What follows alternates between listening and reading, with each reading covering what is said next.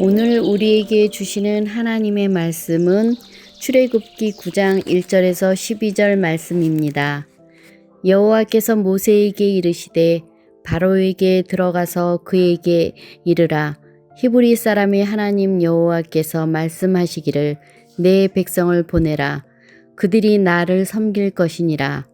내가 만일 보내기를 거절하고 억지로 잡아두면 여호와의 손이 들에 있는 내 가축 곧 말과 나귀와 낙타와 소와 양에게 더하리니 심한 돌림병이 있을 것이며 여호와가 이스라엘의 가축과 애굽의 가축을 구별하리니 이스라엘 자손에게 속한 것은 하나도 죽지 아니하리라 하셨다 하라 하시고 여호와께서 기한을 정하여 이르시되 여호와가 내일 이 땅에서 이 일을 행하리라 하시더니 이튿날에 여호와께서 이 일을 행하시니 애굽의 모든 가축은 죽었으나 이스라엘의 자손의 가축은 하나도 죽지 아니한지라.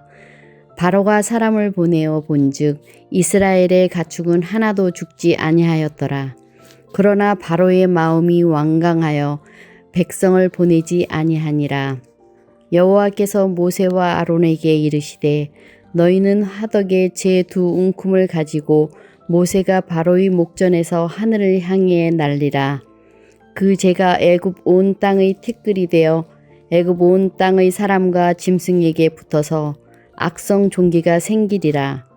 그들이 화덕의 재를 가지고 바로 앞에 서서 모세가 하늘을 향하여 날리니 사람과 짐승에게 붙어 악성 종기가 생기고 요술사들도 악성 종기로 말미암아 모세 앞에 서지 못하니 악성 종기가 요술사들로부터 애굽 모든 사람에게 생겼음이라. 그러나 여호와께서 바로의 마음을 완악하게 하셨으므로 그들의 말을 듣지 아니하였으니 여호와께서 모세에게 말씀하신과 같더라. 아멘. 우리는 새벽마다 하느님께서 애굽에 내리신 10가지 재앙을 함께 살펴보고 있습니다. 10가지 재앙은 바로 왕에 대한 심판이면서 동시에 그들이 믿는 신들에 대한 심판입니다. 애굽의 문화와 강력한 힘에 익숙한 이스라엘 백성들에게 누가 진정한 하나님인지를 보여주는 것이죠.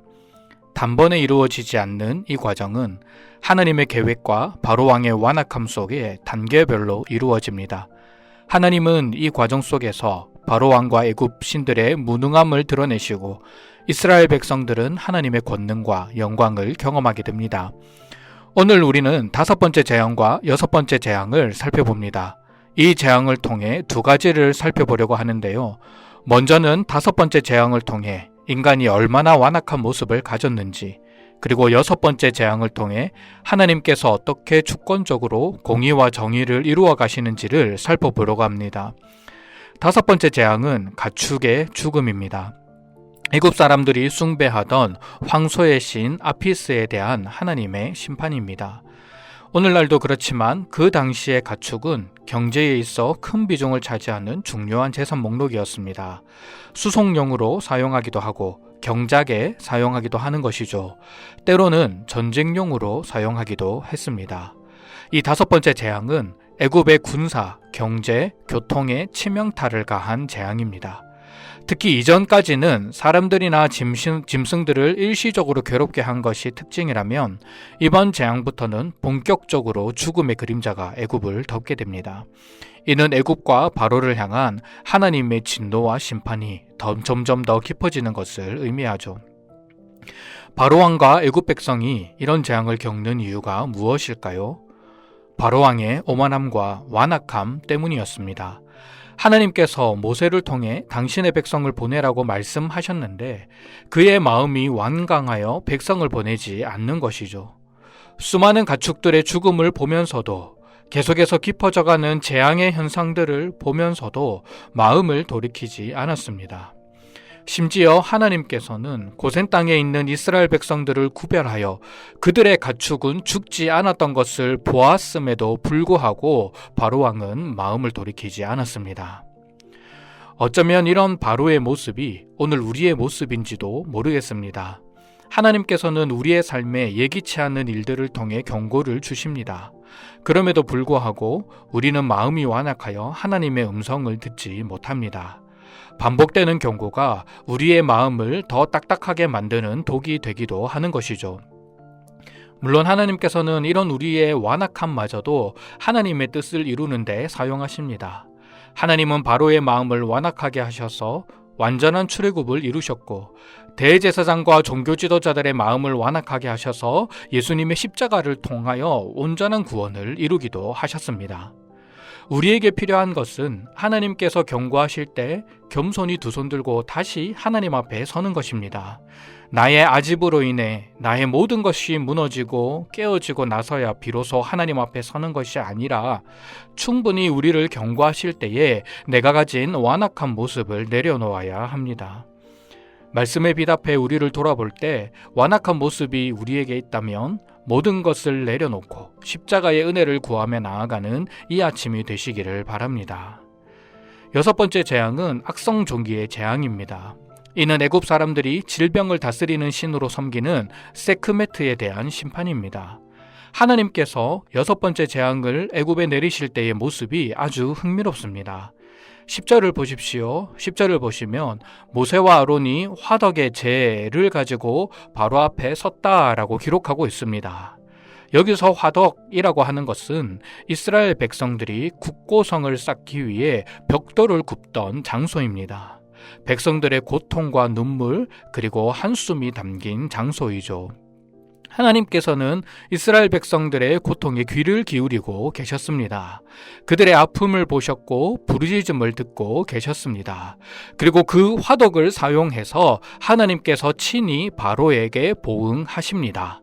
하나님의 공의와 정의가 이루어지는 순간입니다. 우리는 하나님께서 우리의 부르짖음에 귀 기울이지 않는다고 생각할 때가 있습니다.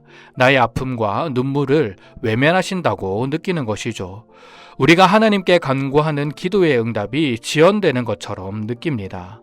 어쩌면 이런 모습 때문에 우리의 마음이 완악해지고 딱딱해지지 않았나 생각해 봅니다. 하지만 하나님은 모든 것을 알고 계시고 모든 것을 다스리고 계십니다. 하나님은 이스라엘 백성들이 벽돌을 구우며 흘렸던 눈물을 기억하고 계셨고 그들이 뜨거운 화덕 앞에서 흘렸던 그 서러운 눈물과 한숨을 들어서 하나님을 살아계심을 증거하는 영광의 통로로 바꾸셨습니다. 세상의 힘이 아무리 강력해 보이고 인간적인 방법으로 되지 않는다라고 할지라도 하나님께서 일하시면 되는 것이죠. 지금 여러분들이 통과하고 있는 그 화덕의 시간, 하나님이 침묵하고 외면한다라고 느끼는 그 시간조차도 하나님의 손에 들려질 때 반드시 승리의 재료가 될 것입니다.